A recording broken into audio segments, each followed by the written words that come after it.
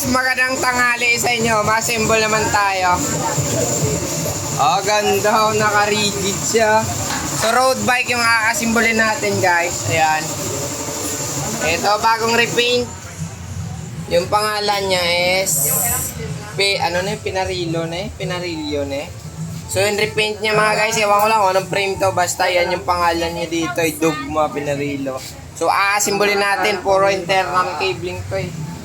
No, sabi niya sa akin, internal daw. Nakita niyo naman, no? May nakalabas dito na butas. Pero walang problema yan kasi nga dito natin pag yun sa suludan niya ang kable. So tara, samahan niyo kami. Kabit muna natin yung cogs niya para mamaya diretso na tayo sa pagulo.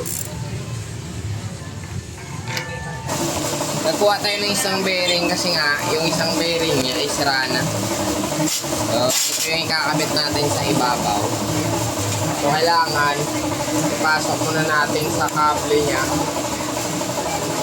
Yan. Pula? Pula ka po natin. Gusto ko yan niyo.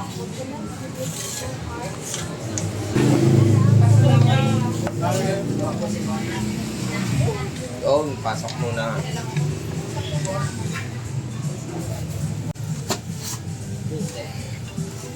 Okay lang ako mga frame mo mga kwanta diarte kay pwede na kay wine na bracket sa likod na.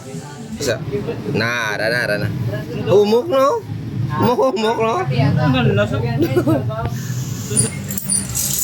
Tama tumamaya. Mga na. Okay.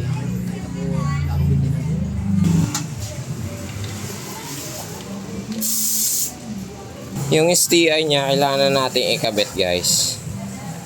Ayan. Internal cable tayo eh. Ayan. Ba? Good sana. Ayan, habang nagkakabit tayo ng kable dito, si Boy Halublock naman nagkabit ng gold na kadena.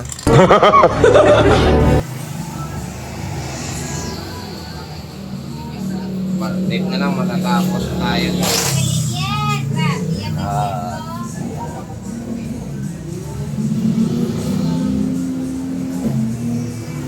So ayan na guys, finally natapos. Sagid man ang animalya ba o katiga-tiga, agad magaling simbulon siya, no?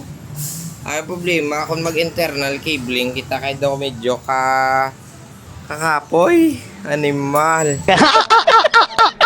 So dito tingnan natin sa kabila. Sus, napakaganda pala nito. Oh my god, yung kadena ginto, naka 105 pa ang iyang RD. Ay nako. Hasta na lang kita dire. Madamo ka salamat. God bless.